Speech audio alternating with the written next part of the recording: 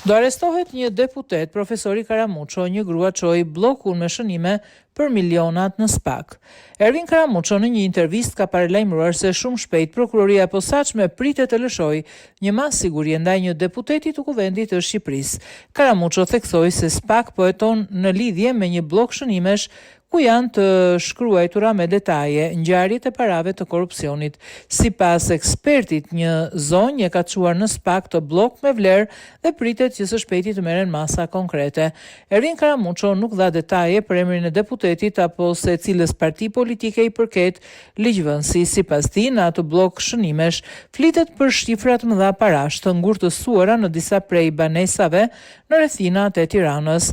Diqë së fundmi ka një hetim që po zhvillohet dhe mund të ketë masa konkrete ndaj një deputeti të Kuvendit të Shqipërisë. Na është zbuluar një bllok.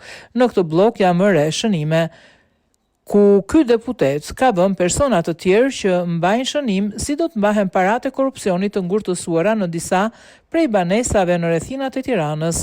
Këtë banesë ka filani, por është për llogaritimen. Një zonjë nderuar e ka çuar në SPAK bllokun. Kanë filluar hetimet dhe pritet shumë shpejt të ketë masa konkrete ndaj këtij deputeti.